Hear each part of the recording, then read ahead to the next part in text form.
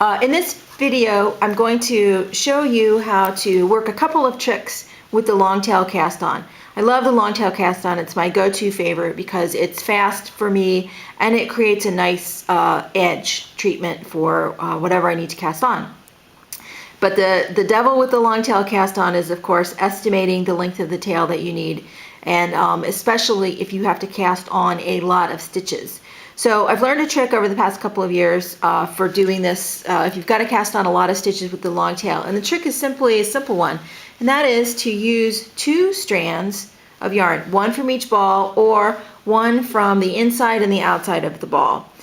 Simply tie a knot, and I suppose you wouldn't even have to do this, but I like tying the knot just to make sure I've got everything there.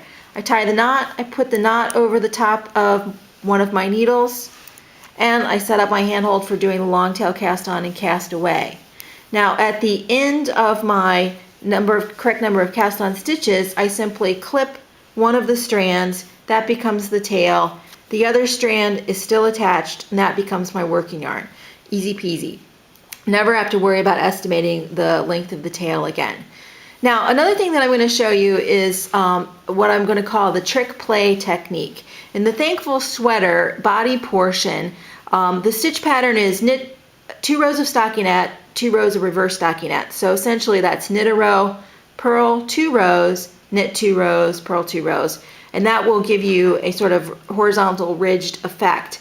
Now I hate purling, so I'm going to use what I call the trick play effect. It's from one of my trick play scarves, and that's where using a circular needle I can avoid purling altogether.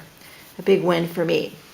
And another little trick I'm going to use to cast on is to use both my strands of yarn, one from each ball, to do my cast on, and I'm going to do a split splice at the beginning here so that I'm actually creating one strand of yarn from the 2 separate ends. Now if you haven't done a split splice before, you could also do a Russian join here. I'm not going to show you the spit part of this. You can use your imagination, or you could use a sponge if you didn't want to use the spit splice.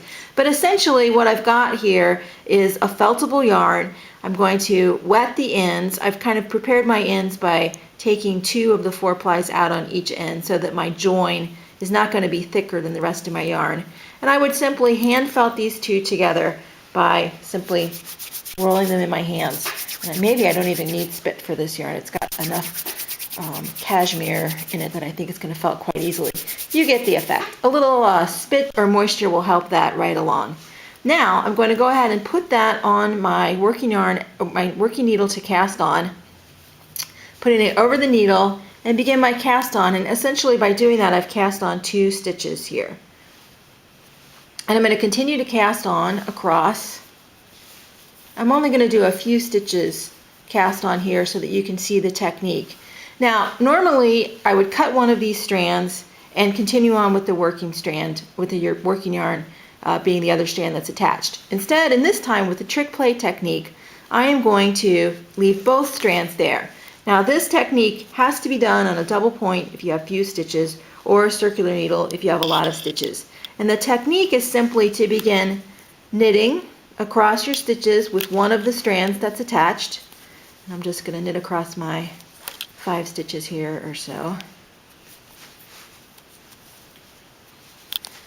You can see I'm actually knitting throwing technique here. I'm normally a continental knitter. I don't know why I started doing that.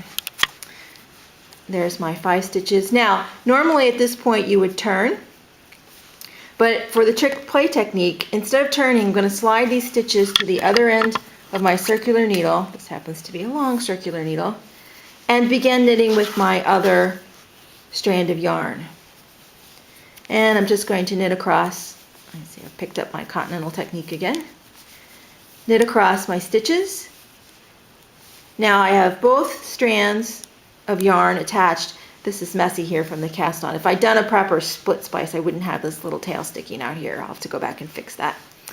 I have both my strands of yarn hanging from one end of the needle.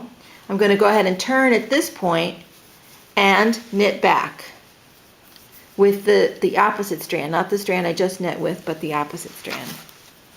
Actually, I wonder if that even matters in this case. If I was using 2 different colors, it would definitely matter, but using one color, I bet it doesn't even matter. going to knit back. And once again, instead of turning when I get to the end of this row, I'm going to slide my stitches to the other end and begin knitting again with the other strand that's hanging there. And as I carry this on, I may need to do a few rows, but ultimately what's going to happen is that my stitch pattern in the fabric is going to end up looking as if I had knit 2 rows stockinette, 2 rows of reverse stockinette, only I'm not doing any purling. There you can begin to see the 2 rows of reverse stockinette there. There's the 2 rows of stockinette.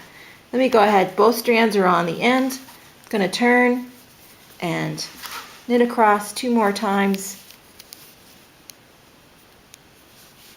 And I think you'll begin to see the stitch pattern emerge. So again, here's a method of doing 2 rows stockinette, 2 rows of reverse stockinette without ever having to purl. Just a win for me.